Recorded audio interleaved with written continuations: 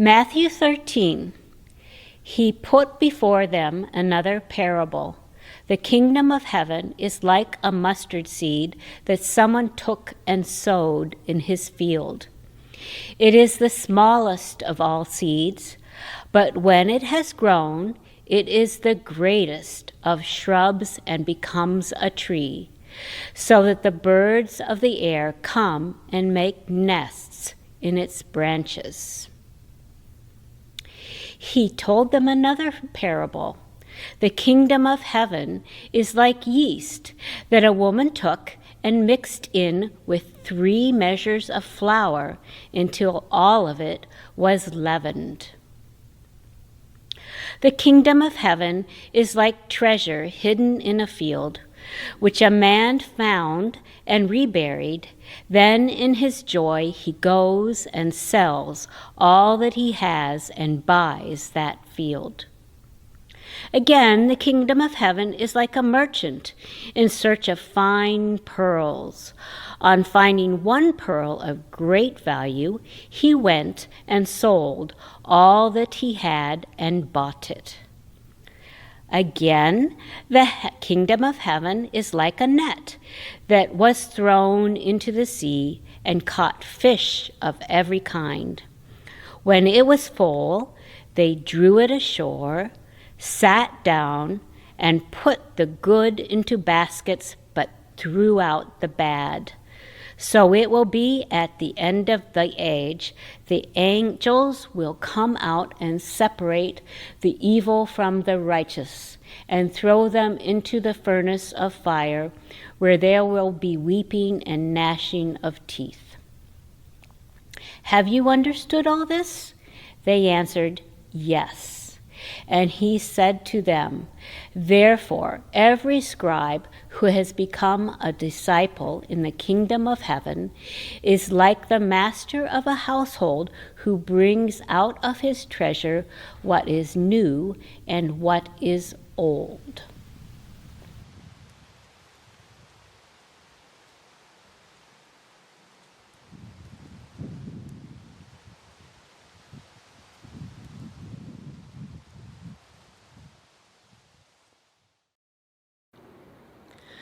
I like going to the movies. And while many times around here you see me rushing in at the last minute for a meeting, having just made copies or run to grab something else from my office, for movies, I actually like to get there early, at least in enough time to see the previews. And in the movies where there is a short film right before the feature film, well, I just consider that a fun added bonus because they are so often very clever. Some of my favorite shorts are made by Pixar, which is now a subsidiary of Walt Disney Studios. I remember one short film in particular. You feel like you're out in the middle of nowhere with the camera panning section after section of empty telephone wires. There's a telephone pole, then wires. Telephone pole, wires. Suddenly, a little round bird lands on the wire. Then another joins the first. They jibber-jabber for a little while as more of them land on the wire, all vying for their own space. Then the camera searches left and focuses on a tall, lanky bird that is sitting atop the telephone pole. The big bird jumps off of the top of the telephone pole and lands right in the middle of all the little round blue birds that are sitting in a row on the telephone wire. The weight of this tall, lanky bird causes the telephone wire to droop. The drooping wire causes these little round birds to slide down toward the center, smashing everyone. Well, the little round blue birds didn't like that at all, this intruder messing things up. And so one of the little birds pecks at the tall, lanky bird next to him. The lanky bird jumps a little and slips all the way around the wire so that now he is upside down on the wire, barely hanging on by his claws. Soon, one of his toes can't hold on anymore, and so it slips off. The round bluebirds closest to this tall, lanky bird decide that they could hasten this process, and so they began pecking away at his toes. So all the other little birds on the wire began cheering them on. One by one, his toes slip off the wire, until the tall, lanky bird is holding on by only one toe. By now, the center of the telephone wire is sagging almost to the ground. And some of the little round bluebirds realize that the wire they're sitting on has turned into a slingshot ready to be fired. So they urge the two round bluebirds in the middle to stop pecking. And they stop, but it is too late. The big, lanky bird doesn't have enough strength left to hold on. And as his one last toe slips off the wire, the force is so great that all the bluebirds fly up into the sky with their feathers flying right off of their little bodies. All the bluebirds are out of sight, except for all their feathers floating gently down around the big, lanky bird who is now on the ground. And there you have it, in just 2 minutes and 38 seconds, a short film entitled For the Birds. It's a message that kind of makes you go, because it encourages you to look at how you treat those who are different from you, how you treat outsiders, and it offers a poignant reminder about how what goes around comes around. Well, today's gospel lesson is more like a series of these short films than a feature-length presentation.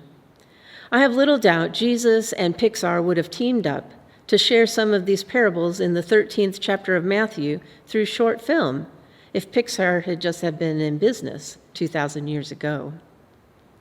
So I thought for today's sermon, I'd offer some quick comments on each of these short little parables here, instead of creating a feature-length sermon on any single one of them.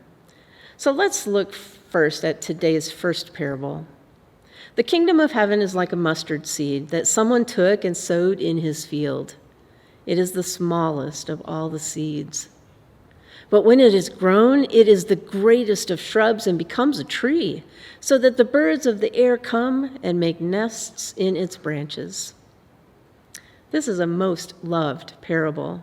Especially when I was growing up, the image of the tiny seed growing into something big and mighty and useful enough that the birds would come and find a safe home there in its branches, well, that's one I remember studying again and again in Sunday school. So as a little girl, to grow strong and mighty in my faith became the object of this particular parable. Here is the next parable. The kingdom of heaven is like yeast that a woman took and mixed in with 3 measures of flour until all of it was leavened. Yeast isn't a grain. It is a living organism that reacts with sugar to create carbon dioxide, and that's what causes bread to rise instead of being flat. Well, this parable, with the idea of how yeast can affect all the other ingredients, has led to my theological understanding that God can take the smallest of things, or people, as it may be, and do mighty things, especially when we all work together and do our part as the ingredients in bread do. It's also a great image for understanding how the kingdom of heaven can grow and grow and grow if we all do our job in mixing the ingredients together. So here's the third short parable for today. The kingdom of heaven is like treasure hidden in a field, which someone found and hid. Then in his joy, he goes and sells all that he has and buys the field. The third parable is similar to the fourth, as Jesus says, again, the kingdom of heaven is like a merchant in search of fine pearls. On finding one pearl of great value, he went and sold all that he had and bought it. These two parables take on a slightly different meaning for me after having been on a trip to the Alaskan wilderness, a tour that included a day trip to a gold mining camp where we got to pan for gold. When you pan for gold, you scoop up a portion of sand and gravel and use water in a swishing motion to rid your pan of the sand and gravel, leaving behind any pieces of gold in your pan. Gold can be as much as 25% heavier than the sand and the soil that it is in, so it is what is left as you swish the water around. Many of us hoped to find a nugget of gold big enough to retire on from our camp or a clump of sand and gravel. But what we really found were just tiny little flecks of the precious metal. On average, I think we discovered about $10 worth of gold flecks at the bottom of each and every pan. Nowhere near the retirement of our dreams. But the thought of finding gold hidden in the sand and gravel, actually, wet mud, is really quite exciting. There was a buzz in the air as a busload of people panned for gold all at the same time, anticipating whatever treasure was soon to be found. Sometimes the treasure is hidden, and we must work in order to find it. But oh, how exciting it is once we do. So it is with the treasures God has in store for us. Jesus ends with this parable. Again, the kingdom of heaven is like a net that was thrown into the sea and caught fish of every kind. When it was full, they drew it ashore, sat down, and put the good into baskets, but threw out the bad. So it will be at the end of this age. The angels will come out and separate the evil from the righteous and throw them into the furnace of fire, where there will be weeping and gnashing of teeth. This clearly suggests that there will be a judgment and a reward at the end, but notice that it is the angels who are to come and determine the righteous from the evil during that time, not we who are the people now. This part of Matthew's gospel is known as the kingdom parables. Each one begins saying the kingdom of heaven is like. It's like all these tiny things, a mustard seed, yeast, a hidden treasure, a pearl, a net, that all these little things become something that is really valuable. And that's what Christ can do for and through us. As we began this worship series on the parables and the teachings of Jesus, I mentioned that parables are known for the element of surprise in them. Now, given our own cultural experiences, we don't naturally hear the surprise in any of these little parables that we read today. But hearers in Jesus' time would have known that a mustard seed was actually a weed. It was a scrubby little bush that never could on its own grow into a mighty tree that would support birds and their nests. So that is a real surprise. Those listening in Jesus' time would have known that yeast was a contaminant, not a good thing when baking bread. After all, people in Jesus' day always ate unleavened bread, for that is what was holy and righteous at the time. But maybe that's the surprise, that the kingdom of heaven isn't all that we think it is. It will be hard work. It may take all that you own in order to find it, and there will be surprises along the way.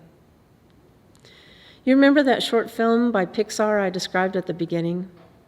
I left off where that last toe of the big lanky bird slipped off the telephone wire, catapulting all of those little round bluebirds into the air, the force of which stripped them all of their feathers. Well, as this short film ends, each bird falls from the sky to the ground. With no feathers to clothe themselves, they are just naked skin birds for all to see. They all realize it once they reach the ground, and they show an expression of embarrassment and modesty. And then, in an act of forgiveness and grace, the tall, lanky bird hunkers down and allows all of these featherless, skin-clad birds to seek refuge behind him. Maybe that too is like the kingdom of heaven, full of imperfect little round birds that sometimes peck on others, or like a mustard seed weed, or a contaminant yeast, like you and me, that God can do great things with anyway, to spread the good news, to offer forgiveness, and grow the kingdom. Somehow, by the grace of God, we get to seek refuge in it, despite our shortcomings. So may we just see and believe it to be treasure worth searching and living for today. Amen.